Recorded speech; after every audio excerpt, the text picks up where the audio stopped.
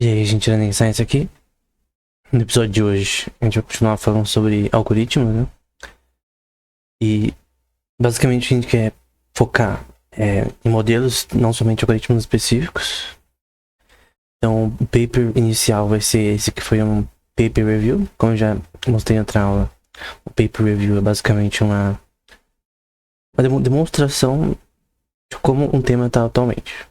Então, no caso, é focado no Actor Critic, que é um método específico de Reinforcement Learning e aprendizagem de reforço, que a gente já viu anteriormente, né? Então, como que funciona? Você tem um sistema de recompensa ainda. Você tem o agente, né? No caso, se a gente aplicar para jogos, seria um... O agente seria o personagem, né? Sei lá, você fazer um sistema de IA que joga Donkey Kong, por exemplo. Ele seria o ator, o agente. E o crítico é o que vai avaliar as ações do ator. Ele critica o ator com relação às suas ações, né? Eles vão dizer, né, que o objetivo dos algoritmos de Actor Critic, né, ou na verdade qualquer outro algoritmo de Reinforcement Learning, isso daqui é uma frase importante, né, é encontrar a melhor policy, que normalmente é randômica, né, mas é basicamente o que vai guiar o aprendizado, né, a melhor policy possível, dado o MDP estacionário. Lembrando que MDP é Markov Decision Process, né, como a gente viu anteriormente, e a gente vai ver também aqui. Um pré-requisito para isso é que o crítico seja capaz de avaliar com precisão uma determinada policy, né?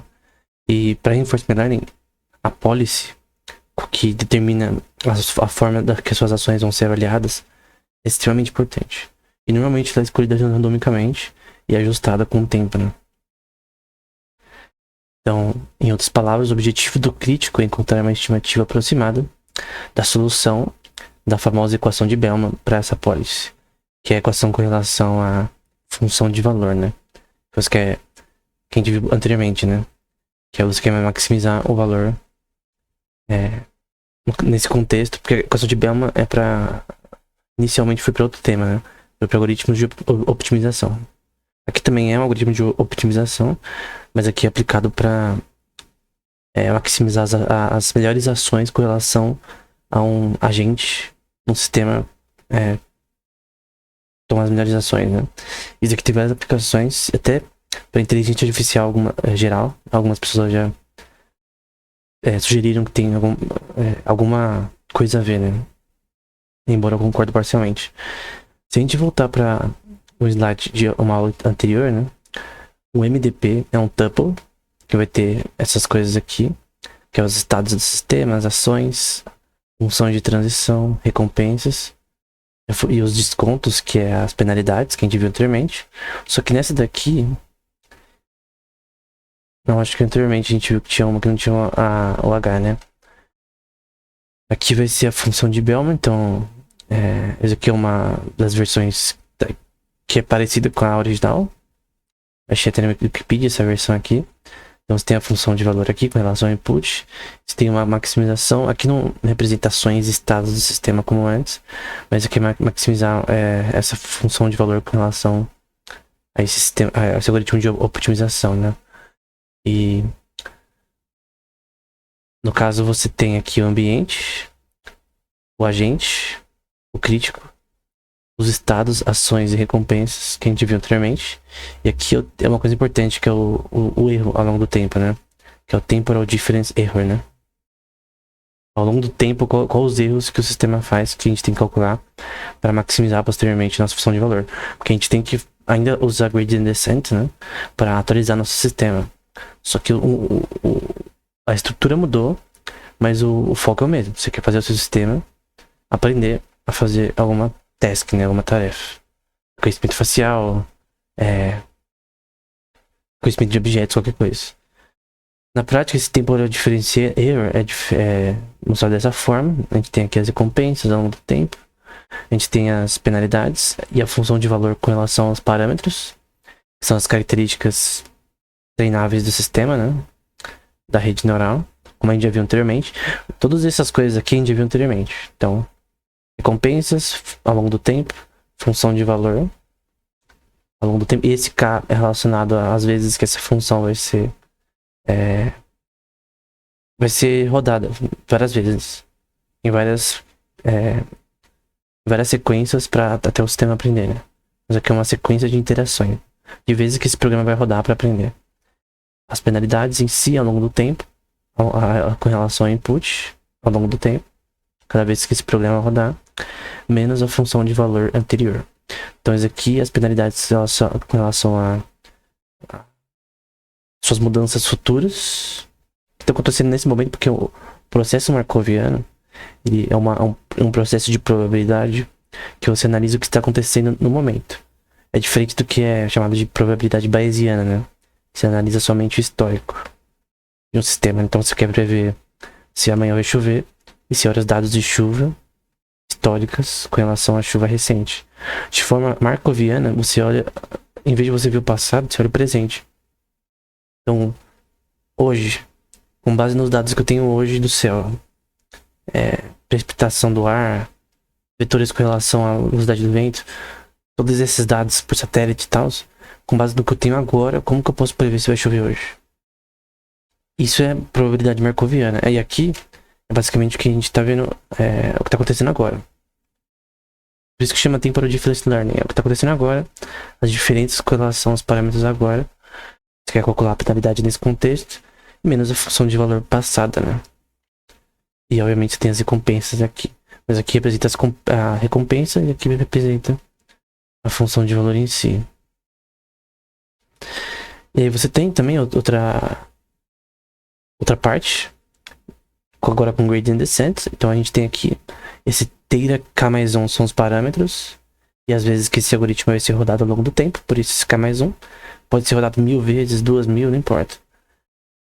Isso vai ser igual a essa vezes que o algoritmo vai rodar, mais o learning rate, provavelmente. Essa função aqui em cima, que é com relação à mudança de erro temporal, que vai relacionar essas recompensas e a função de valor. Então você quer, com aquela lista da tabela aqui que a gente viu anteriormente, entender o que seu agente fez, né? Então, o seu sistema que joga Donkey Kong, com relação às penalidades, numericamente, ele maximizou sua função de valor ou deu um número negativo, por exemplo. Ele tá errando ainda, por quê? E o sistema vai ter que rodar mais vezes, né? Então esse algoritmo aqui. Por fim, a gente tem o gradiente. Lembra que quando tem esse triângulo ao contrário, é gradient descent. Então você quer usar aqui, no caso, cálculo diferencial para numa função não convexa, se calcular as partes mais baixas do sistema. E você vai fazer o gradient descent dessa função de valor aqui, sobre esses parâmetros θ e o input. De forma simples, a gente tem essa parte aqui que é importante, que é você calcular essa parte aqui, que é o erro, temporalmente. Então, ao longo do sistema de Dota que está jogando Dota, a IA, né? Você está calculando o erro continuamente. Você está calculando a função de valor continuamente. Então, ele tá destruindo as torres corretamente, ele está farmando. O que está acontecendo? Ele está maximizando os seus resultados, suas recompensas, né? No fim, você quer saber calcular isso, né? Calcular esse erro, calcular esse gradiente, para que você ache os erros e os corrija, né? Esse é o objetivo de gradient descent. Eles vão ter uma coisa chamada policy gradient. Então, ele vai falar aqui, né? Para qualquer MDP ou processo de decisão markoviana, né? Você tem ou a recompensa média ou a recompensa descontada, né? Que é a penalidade. E esse gradiente de policy ele é dado pela... Aqui, eu creio que esse J não é Jacobi, né? Basicamente vai ser o gradiente como um todo. E com relação ao seu input, a gente vê integrais aqui, que é basicamente uma forma de soma. Com relação a nossa tabela Q, por exemplo. Então, esse Q com esse π é a tabela Q com relação à função de valor. Então, com relação a essa função aqui, que é o V de theta, né? Então, você quer calcular o gradiente com relação a isso.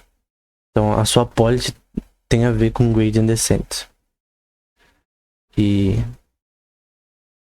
essa parte aqui, que é esse D com o P em cima, lembra que esse P é a policy usada, que é a forma que as recompensas vão ser direcionadas, né? Então, por mais que normalmente você coloca, como no paper que a gente viu do Dota, né? Você coloca as recompensas menos 2,5, penalidades no caso, né? Pra destruir a torre é 5, pra ganhar o jogo é 10, enfim. Você pode escolher isso arbitrariamente, você pode escolher também randomicamente, né? E ajustando conforme a necessidade. Mas normalmente a visão que você escolhe randômica é melhor porque o sistema vai mudando sozinho até que a policy fique correta numericamente. Então é melhor que você escolher arbitrariamente a policy que você acha melhor. É melhor que o sistema mesmo escolher isso, né? Então, basicamente aqui na primeira parte, a gente tem uma soma com relação ao input associado às recompensas que vão ser escolhidas. Isso daqui é uma soma que vai mudar continuamente ao longo do tempo. E a segunda soma, que aqui vai ser uma questão multiplicativa também, vai ser com relação ao gradiente, somente com relação à função de valor, que é essa parte aqui. Então,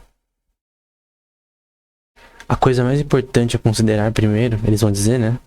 É o tipo de policy controle de policy, né? Que deve ser aprendido. Eu citei, por exemplo, que dos artigos que eu li, a randômica é mais interessante.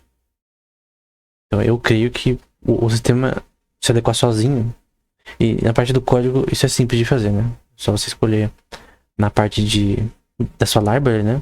Você vê como escolhe uma policy randômica quando você está fazendo um sistema de ActorKitic. Então, se você colocar no Keras e no TensorFlow, ActorKitic e TensorFlow já vai aparecer exemplos, né? Então, é bem simples você escolher. A gente vai mostrar posteriormente, quando a gente for para a parte mais de código, né? Mas, normalmente eu creio que uma randômica parece mais interessante. Se for necessário para uma policy control para produzir ações em um espaço contínuo, algoritmos críticos only não são mais uma opção. Pois calcular um controle exigiria resolver um procedimento de otimização não convexo de equação sobre a ação do espaço contínuo. Então, o que significa? Normalmente, quando a gente fala de gradient descent, a gente fala de funções não convexas, né? E aqui a gente está falando de um contexto que ela não é que ela não é convexa, só que ela não pode ser usada da mesma forma que essa equação aqui, no caso. Que é a equação 11 dele, que é a equação base aí em relação à maximização da sua função de valor, né? Com relação ao gradiente. Então lembra que esse π, a notação com relação a reinforcement learning é o gradiente. Então o gradiente com relação ao input vai ser uma maximização com relação à função de valor relacionada ao melhor conjunto de ações da policy em si para maximizar as recompensas nesse sistema, né? Maximizar sua função de valor. Então, ele tá primeiro ressaltando a importância que você deve eu queria até ter uma policy maleável, né? Uma que mude conforme a necessidade, talvez. Porque senão você vai ter um problema aí na parte de aprendizado, né? Então, um exemplo prático aqui. Eu gosto muito desse paper. Eu já citei em alguns livros. Somente sobre inteligência artificial nos games. Que eu procurei todo artigo possível sobre inteligência artificial nos games. Por incrível que pareça, tem no Bomberman, Counter-Strike, Super Mario, algoritmo genético no Super Mario, StarCraft 2, antes da versão da DeepMind. Enfim. Só que o grande problema de inteligência artificial atualmente em jogos é resolver sistemas de IA em ambientes de mundo aberto. Então no MMORPG da vida, no World of Warcraft, no Neverwinter é mais difícil. E aqui é um caso de Minecraft, né? Então esse paper é sobre Imitation Learning no Minecraft. Imitation Learning, ele tem a ver com Reinforcement Learning, porque ele normalmente é usado junto com Reinforcement Learning para ter ainda mais resultados. Mas basicamente é um aprendizado com base em imitação. De certa forma, a gente também aprende por imitação. Em muitas coisas, né? Você imita alguém nadando para você aprender a nadar com uma pessoa, enfim. Jogando futebol ou desenhando, enfim. Então tem um projeto da Microsoft que se chama Projeto Malmo, que basicamente era isso. É um projeto que tem no GitHub ainda. Qualquer um pode acessar e usar ele. Em que você usa imitation, Reinforcement Learning, né? Pra programar um sistema de IA que joga Minecraft sozinho. E tem competições sobre isso. Esse paper é de uma competição, por exemplo. É associado a uma competição. Aí você tem aqui as recompensas, a tabela Q deles, né? Com relação a tasks que o sistema quer fazer no Minecraft. Então, por exemplo, pegar madeira, transformar em madeira que dá pra você fazer os itens, transformar em uma chave de madeira pra pegar rocha, né? Depois fazer uma machado de rocha para depois pegar ferro, fazer o forno para depois transformar esse ferro, que é ainda a matéria-prima, né? Para depois transformar em ferro normal, né? Depois fazer picareta de ferro, assim sucessivamente. Eu acho que teve um paper que até tentou, o objetivo, né? Era chegar a achar diamante. Que é difícil, e dá pra você ver que a recompensa aumenta com relação às tasks, né? E quando você usa Imitation Learning, não é que nem o sistema do AlphaGo que aprende por si mesmo, sozinho, fazer um sistema do jogo. Porque a questão é que, normalmente quando a gente vê StarCraft, Dota 2, esses jogos são jogos de estado finito, né? Ou seja, eles têm um começo, meio e fim. Xadrez, Shogi, o próprio Go, eles têm um começo, meio e fim, eles têm uma limitação, por mais que tenha diversas variáveis, né? Possibilidades. Você tem um sistema de jogo, um sistema finito de opções com relação ao que é feito. O Minecraft e outros jogos são jogos de estado não infinito, mas como ele é mundo aberto, basicamente as formas que você faz alguma coisa, você não tem um objetivo claro. E mesmo que eles colocam um objetivo, não é um jogo de estado infinito. Não é um jogo cíclico, né? Como a gente vê o exemplo na física, né? Normalmente usa esse exemplo de moedas, né? O exemplo binário de moedas como um sistema cíclico. Mas aqui não. Então por isso que é mais difícil. Por incrível que pareça, não é um problema resolvível ainda. Não tem resolução. Criar sistemas de IA que jogam melhor que o ser humano. Jogos de mundo aberto nesse estilo, né? E basicamente com Imitation Learning, você quer fazer você usa os dados das teclas pressionadas do mouse e tudo como base para ensinar o sistema a jogar. Esse é o objetivo do projeto de Malmo, né? Então aqui tem a policy com relação aos estados e ações do sistema. Lembrando que os estados são os frames por segundo e as ações são as ações com relação ao personagem, movimentação, enfim. Você tem a probabilidade com relação a essa policy e das ações dadas frames por segundo. Então, qual conjunto de ações eu devo executar com relação aos frames por segundo do que está na minha tela, né? Visualmente.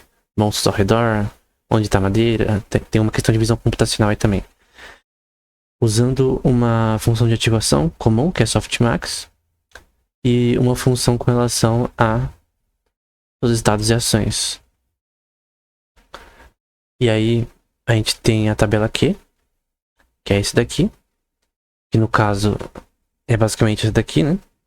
As recompensas numéricas com relação ao que é feito, né? Eu creio que é no Pacífico, se não me engano. E aí, você vai ter as recompensas ao longo do tempo e as penalidades com relação à maximização da função de valor. No caso, com relação a essa tabela Q, né? Então você quer maximizar essa tabela Q. Creio que não fazer as testes que seria penalidade, né? Eles não mostram penalidades ali, né? Só as recompensas, mas tem também a questão das penalidades que é importante. Isso que vai maximizar sua função de valor com a função de Bellman, né? Você tem também o erro de classificação de margem, para se calcular o erro nesse contexto, né? Que é maximização das ações no grupo macro de ações, né? Vai ser uma função com relação aos estados e ações. E no fim o que você quer calcular é como o erro está acontecendo, né? Que nem a gente viu anteriormente nas equações de gradient descent. O que está acontecendo com relação ao sistema que está dando esse erro, né? Porque se você não calcular o erro, você não tem como atualizar o sistema. Entende? Você não tem como mudar o sistema para calcular o que tem que ser feito, né? Eles usaram redes convolucionais, né? Então aqui eram as observações do jogo em si, o inventário. Eu não sei se eles usaram teclas pressionadas quando o projeto Malm, eu não lembro exatamente. Mas basicamente você tem essa rede convolucional, como a gente viu anteriormente, CNNs, e para fazer a policy deles. E pensa como a rede convolucional é daquela forma que você tenta entender seções do jogo, né, ao longo do tempo. E aí tem esse paper também, que a gente viu Imitation Learning. Ok. É uma coisa, mas tem outra coisa que tem a ver e é parecido. Que é Behavioral Cloning. Que é pra... É quase a mesma coisa, porque você clona o comportamento de um jogador jogando. O Imitation Learning também. Muda o nome, talvez mude a equação um pouco, mas é quase a mesma coisa. Não vejo tanta diferença assim.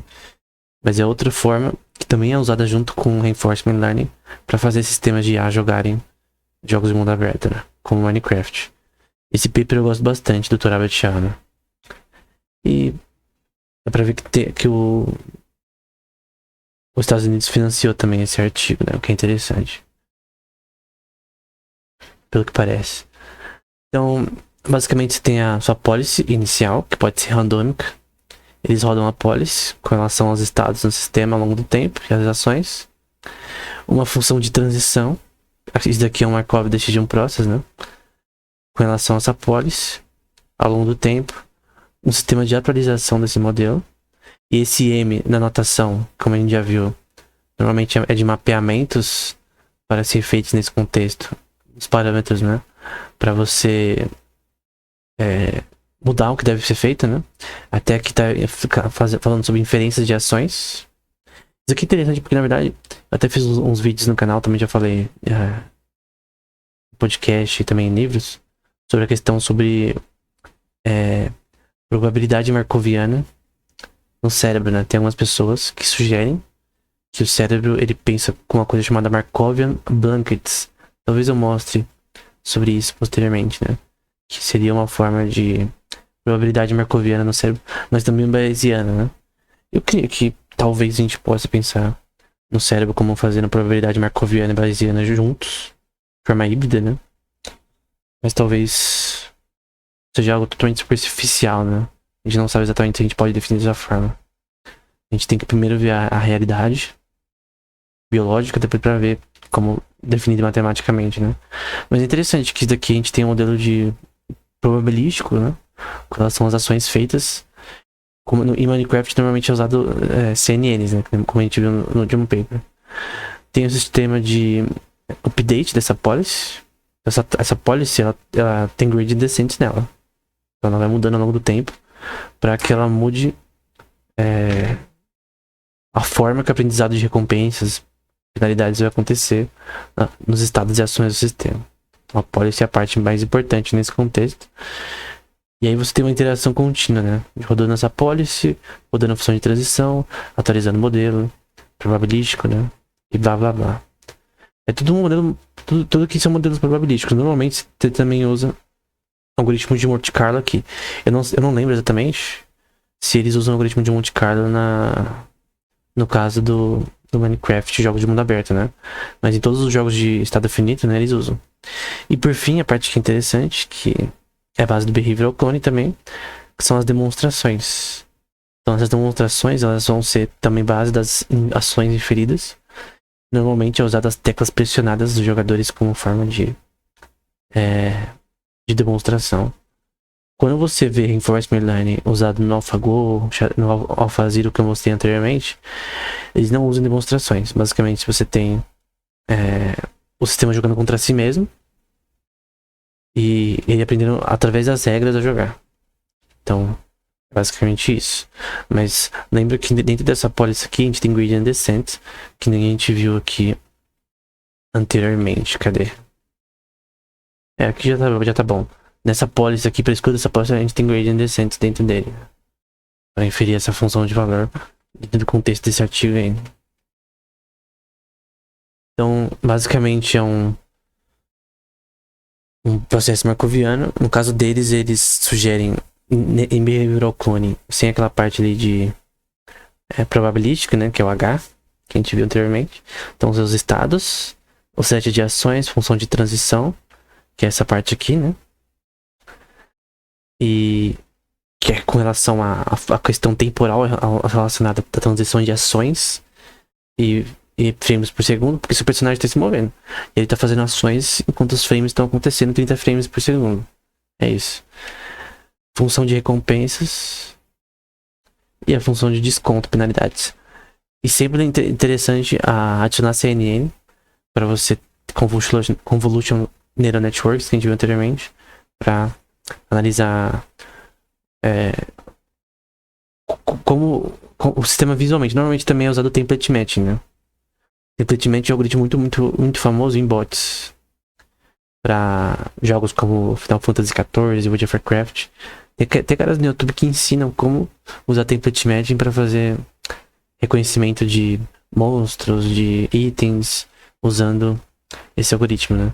Eu já vi sendo usado no artigo do Tibia, por exemplo, para também fazer a mesma coisa, né? Então, tem várias formas de você fazer a parte de visão computacional, né? Que talvez seja uma dúvida, né? Como o sistema de IA sabe que aquilo é uma árvore no Minecraft, que tem que bater ali. Então, ele tem que entender visualmente aquilo, né?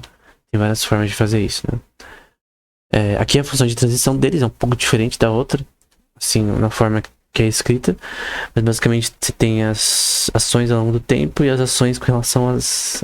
Perdão, os estados ao longo do tempo e os estados com relação às ações. E você tem uma função de probabilidade markoviana, isso é importante. Ela usa os estados atuais do sistema para pensar o que vai fazer, embora é usado normalmente em sistemas de IA o que eu falei anteriormente, que é o long short term memory. Você meio que tem uma... Eu não sei se long short term memory não é bayesiano, né? Normalmente quando a gente pensa na palavra memória, a gente pensa que é uma probabilidade bayesiana, né? É com base em dados históricos. Ela tem base em dados históricos, mas eu acho que eles têm eu não sei se seria correto dizer que é bayesiana. Porque ela está associada ao processo markoviano, necessariamente, não sei. Exatamente. Mas basicamente você teria também long short term memory para você fazer uma função hierárquica de memória para saber quais ações que vão ser melhores em cada contexto, né? Você esquecer ações que são inúteis, que não maximizam sua função de valor. Pensa como, por exemplo, eu andar de bicicleta e eu saber que cair para a esquerda é uma coisa que eu tenho que esquecer. Tipo, de cair da esquerda, de cair de bicicleta, de eu não ter equilíbrio, né? O que eu tenho que lembrar de andar de bicicleta é como manter equilíbrio, não de cair. Do ponto de vista corporal, né? Que se eu só ficar em mente com a parte de cair, eu tô tentando explicar de uma forma simples, né? Eu vou cair, então eu vou pender pra esquerda. Se eu, sempre numa curva específica, eu tenho o hábito de inclinar muito pra esquerda e cair, eu tenho que esquecer essa ação, entendeu? Long short term memory, eu acho que tem a ver com isso.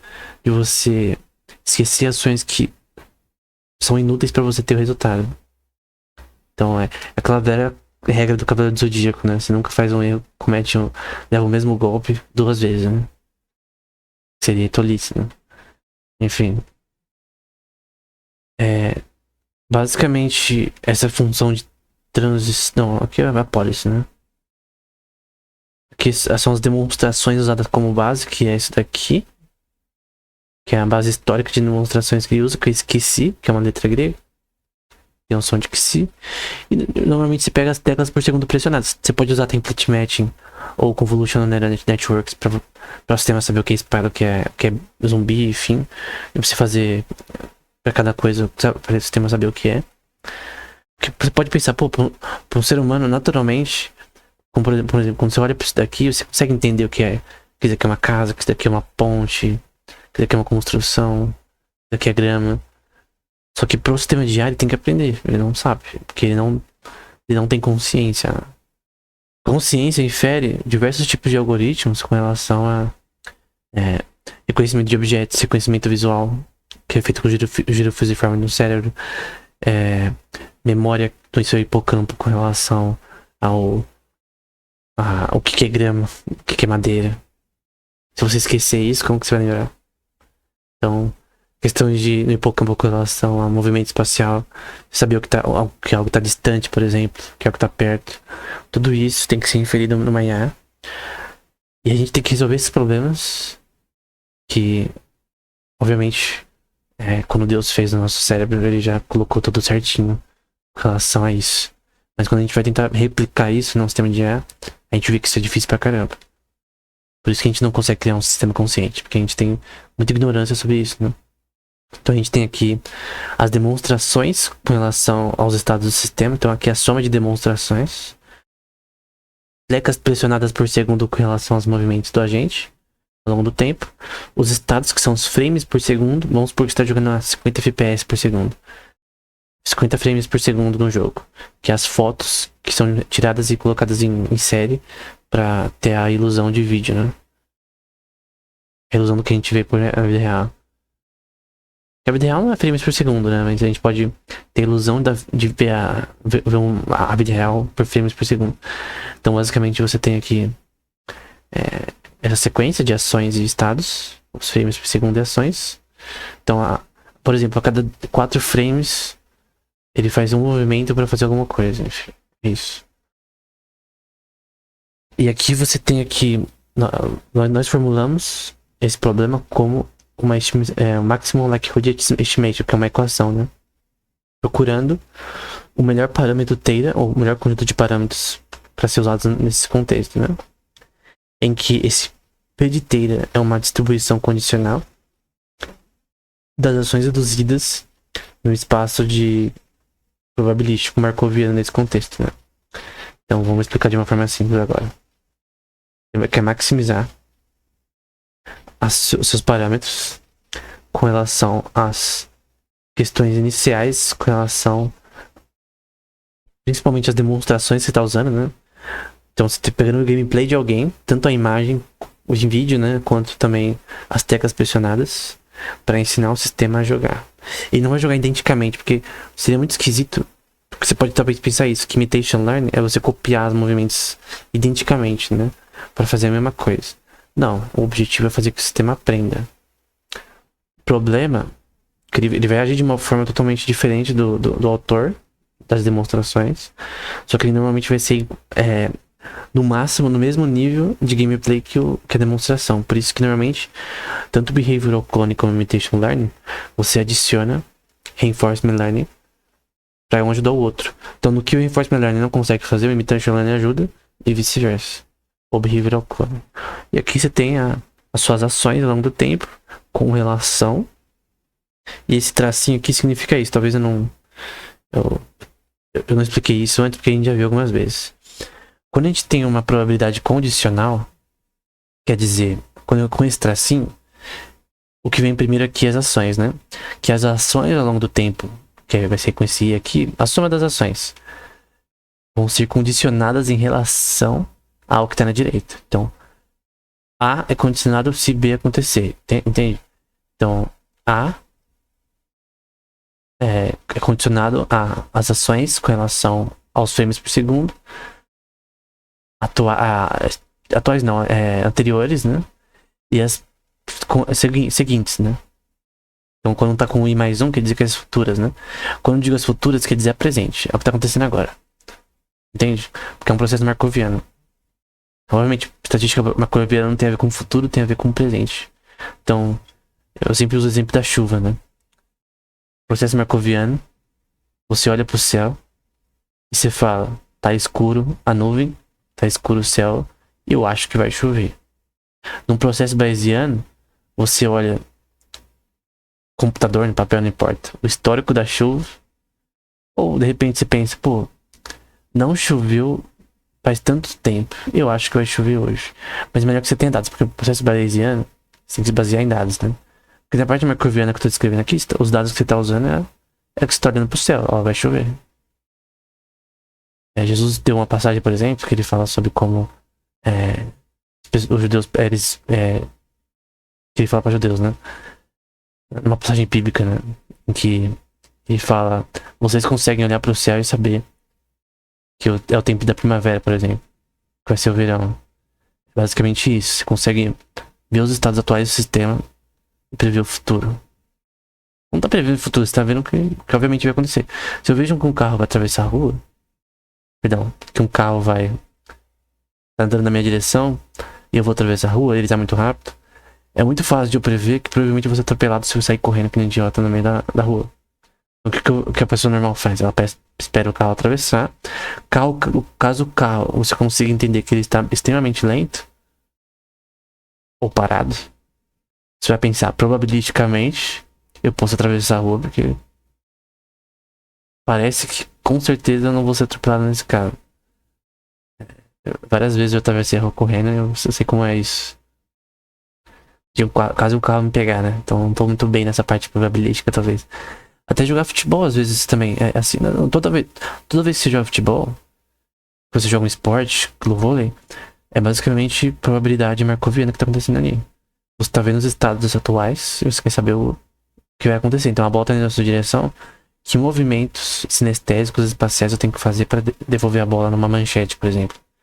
Parece algo simples, mas os algoritmos que envolvem isso, somente quando você quer replicar eles, uma inteligência artificial é muito difícil.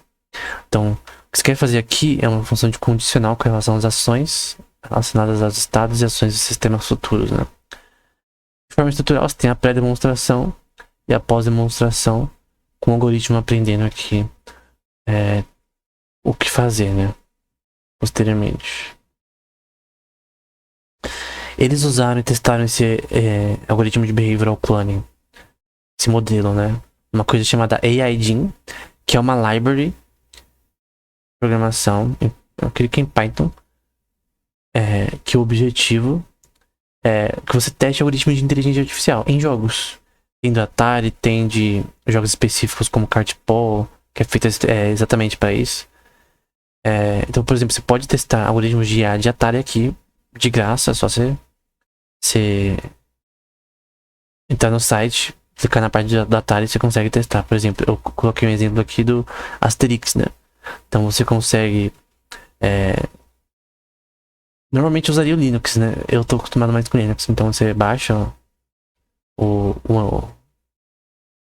pelo Git clone, né? Do GitHub esse código, né? Esse código não, como fala, repositório do GitHub. E aí você pode usar ele para testar algoritmos dele, né? Tem os ambientes de Atari, né? Antigamente não tinha, agora tem. E é interessante porque você pode testar em todos os jogos, Pitfall, tudo, e você pode tentar melhorar o status quo desse contexto. Para quem estuda ciência da computação, daria para fazer uma tese de TCC, mestrado só, testando algoritmos, tentando melhorar algoritmos anteriores com relação usando o AIGene, né? No caso, você tem que criar códigos mais eficientes para fazer que o sistema aprenda a jogar de forma mais eficiente que anteriormente. Então, tem um paper da DeepMind muito famoso, chama Agente 86 nisso, né? Deixa na descrição. Mas basicamente você pode testar seus sistemas de IA, seus algoritmos de IA ali, né? Então, aqui, por exemplo, é um jogo do próprio AIGene, criou eu, que é o Car Racing. Então você tem que fazer o carro ficar na pista. Lunar Lander, que você tem que fazer esse negócio aqui pousando na área certa, né? Um sistema bípede, né? E tudo usando Reinforcement Learning, tudo usando IA para fazer o sistema aprender. E aqui foram os resultados no jogo Cartpol. Eu creio que não tá aqui. Mountain Car, que é provavelmente subir de montanha de carro. Um que chama Formiga. enfim, são os resultados, as trajetórias, na verdade. E, no geral, é algo interessante para quem quer tentar aplicar seu conhecimento de inteligência artificial na prática. E eu creio que dá pra escrever artigo pra caramba fazendo isso, né? Bom, a gente falou sobre Reinforcement Learning, Meta Learning e Behavioral Cloning. Aqui não é metal, tá? É Meta Learning. Metal Learning eu acho que é outra coisa. Mas Meta Learning, eu gosto desse paper do Kirsch de Ishimihud, não sei falar o nome dele. Que é muito interessante com relação a esse tema. É um paper, assim, muito importante. O Meta Learning tem a ver com um sistema de IA que aprende a aprender. Lembra do Gradient Descent? É uma forma de você melhorar o próprio Gradient Descent a ser melhor. É um conceito interessante, porque o ser humano talvez tenha isso, né? De tentar aprender a aprender. A gente viu as outras técnicas de IA, os outros modelos. E isso daqui é muito interessante. Que eu creio que aprender a aprender é uma coisa natural do ser humano e de animais também. Então, você tem o próprio Gradient Descent que a gente viu anteriormente. Nossa função de erro com relação aos weights. Que no fim vai dar a derivada da nossa função de erro com relação ao input e output matricial do nosso sistema. Que a gente quer mudar, né? E basicamente você quer melhorar isso, quer fazer que isso seja mais eficiente por si mesmo, né? Então, esse é um exemplo. Eu não vou entrar em detalhes no paper. Aqui está errado essa referência, né? Aqui na parte ali. Essa imagem daquele paper ali. Do time de Huber. Aqui você tem o input. Aqui eles usam um short term memory também, nesse contexto. Para fazer essa parte de meta-learning. Tem toda uma estrutura diferente com relação aos algoritmos que eu mostrei anteriormente, mas eles usam aqui long short term memory. E eu queria mostrar essa imagem para mostrar mais ou menos uma estrutura, como funciona. Mas o que eu vou falar sobre isso é nesse paper aqui, do Ricardo Villalta e Youssef Drissi. Uma perspectiva e um paper review, né, sobre meta-learning. E basicamente você quer criar um sistema de teste de treino de um input futuro com relação às suas hipóteses, né? Que é esse HJ. Então aqui esse é o training set, o sistema de treinamento, as hipóteses. E o que você quer fazer é fazer que o seu próprio sistema de aprendizado, o próprio algoritmo, mude constantemente para aprender melhor e ser mais eficiente no aprendizado para ser aplicado em outros contextos. E aí você pode usar várias técnicas que podem ser usadas nesse contexto aí. A gente pode ver posteriormente, como transfer learning e outras coisas, né? Então, vamos falar aqui, né? A gente tem aqui um novo training set, que é o T com esse... Quando a gente vê esse tracinho, quer dizer que é algo posterior, né? Então a gente tem o T-train comum, seria esse daqui. E o posterior, que é o que a gente quer, que é esse com tracinho, T-train, seria tipo 2. A gente tem nosso input com relação às nossas hipóteses aqui. E você quer que esse sistema de treino sirva como input para um set de meta-learners, né? Então, o seu próprio sistema de treino, o seu próprio sistema de treino do seu algoritmo, da sua IA, a sua própria mudança de weights, o algoritmo que você está usando para atualizar os weights, o seu próprio gradient descent, no caso eles estão usando aqui backpropagation, que a gente viu anteriormente, a sua própria forma de achar as partes mais baixas de função na convexa. Você quer calcular gradientes para melhorar isso mesmo. É como se fosse um gradiente sobre um gradiente. Esquisito, né? Mas aqui você tem basicamente um conjunto de hipóteses que eles chamam de generalizadores tipo level 1. Tem outros que eles chamam de level 0 também. Só que eu esqueci. Eu acho que é esse daqui. Esse aqui, para eles, as hipóteses são generalizadores de nível 0. E eu creio que isso daqui é de nível 1. As novas hipóteses são de nível 1, né? As novas. Então esse X com um tilde aqui, ou tilde em inglês, é a nova novo input, né? Com relação ao set de hipóteses, né? Então tem cada hipótese com relação ao meu input. Então esse H1 até HQ são N hipóteses com relação ao meu input futuro. E o input é o próprio sistema de treinamento. É basicamente isso. É um sistema probabilístico também. Então, ele vai falar aqui que é uma redefinição do treino inicial para um treino melhorado, né? Através de uma forma de validação que a gente não viu ainda nas nossas aulas ainda. Tem várias formas de validação aí do seu erro para ver se você fez o teste corretamente. Que eles usam Scaffold Cross Validation, né? A gente vai ver essas formas de avaliação posteriormente. Depois de ver falar sobre os algoritmos, né? Se eu pudesse, já que eu já usei no livro em 2, na verdade, esse slide, né? Se eu pudesse resumir tudo que vimos até agora, tudo. Poderia resumir dessa forma, né? Então aqui em cima a gente tem Supervised Learning, que é essa parte aqui. Então, a gente tem o input, né? A gente tem o output. A gente tem os parâmetros, que vai ter uma função com relação ao nosso input e output. E os nossos parâmetros futuros, né? Que é esse theta com um asterisco, né? Os parâmetros que eu quero para melhorar meu sistema. Lembra que os parâmetros no contexto de imagens, né? E o reconhecimento facial são os pixels com relação os weights que eu tô querendo mudar no meu sistema. Eu quero maximizar a minha função com relação a isso, né? Aqui é de uma palestra. Eu não coloquei a referência da palestra, mas é do MIT. Eu lembro que num livro eu cito. Eu acho que é o Inteligência Artificial nos Games. Não lembro exatamente onde que eu citei. Mas é o input ao longo do tempo e você vê aqui uma forma de gradient descent sendo explicada de uma forma mais simples, né? Mas aqui é gradient descent. E aqui a gente tem behavioral clone, que a gente viu anteriormente, as demonstrações aqui e as ações ao longo do tempo, frames por segundo e parâmetros. A gente tem aqui uma equação do Torab, né, et al., que é a maximização da multiplicação com relação à probabilidade condicional, né? Lembra que é as ações com relação condicionadas ao que está na direita, né? Que é os estados e ações anteriores e os atuais estão acontecendo ao mesmo tempo. O Reinforcement Learning em si, que vocês já sabem, daqui é a função com relação à soma das ações ao longo do tempo. Se bem que aqui eu acho que tá errado. Esse aí eu acho que é aí, não aí mais um, tem que mudar depois. Aqui é só aí, menos aí mais um.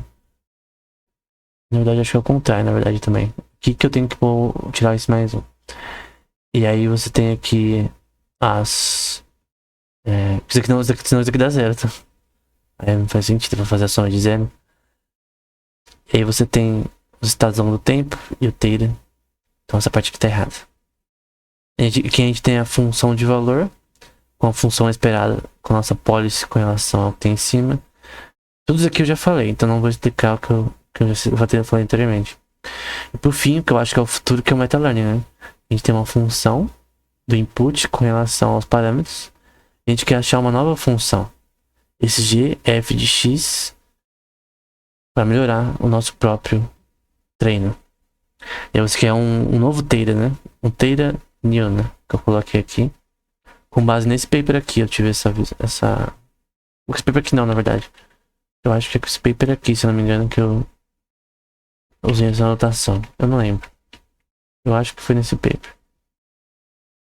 Então, basicamente tudo que a gente viu de uma forma ou outra. Então, é basicamente isso. O que eu pus... Acho que aqui, no caso, superioridade supervisado. Aqui, não supervisado, se não me engano. E no caso, você usa esses dois para ser semi-supervisado, né? Então, esses três aqui estão nessa parte de cima, né? E outras coisas também que eu não falei, como... Que eu já falei, mas Model Free Based Reinforcement Learning. Free Based Reinforcement Learning. Um com memória associativa, que tem a ver com neurociência, né? Tem vários modelos de Reinforcement Learning que eu não falei ainda, mas que talvez eu vou falar no futuro. Então, de novo, a gente falou sobre algoritmos. A gente nem de perto chegou a falar sobre... A gente falou sobre o basicão, sobre esse tema. Ainda tem muito que a gente pode falar sobre o tema, mas creio que o objetivo dessas aulas é ensinar o básico, né? Então, se quer entender inteligência artificial, de um escopo geral, o que tá acontecendo agora. A gente fez um pouquinho disso. Tem muita coisa ainda. A gente não falou sobre modelos de linguagem ainda. Sobre aplicações, por exemplo, que a gente vê em ChatGPT, que é uma coisa muito importante. Alex da vida. A gente não falou sobre várias coisas. Então, a gente tá engatinhando ainda. Então, de longe isso aqui tá perto de acabar porque ainda tem muita coisa pra gente escrever ainda. Se você quiser ajudar que essa série continue de vídeos, né, do curso, que continuem sendo gratuitos, na minha página do Instagram, que se chama Aranem Science, tem ali o Pix do canal, que é o solifugae123@gmail.com. Também tem na descrição se você quiser ajudar que esses vídeos continuem de graça, né? Poderia postar de uma forma paga no DM ou do tipo, mas eu creio que essa forma fica mais disponível pra todo mundo, né? E aí quem puder ajudar, pra ajudar a comprar equipamento pra melhorar o áudio, coisa do tipo, é nóis. Então, é isso.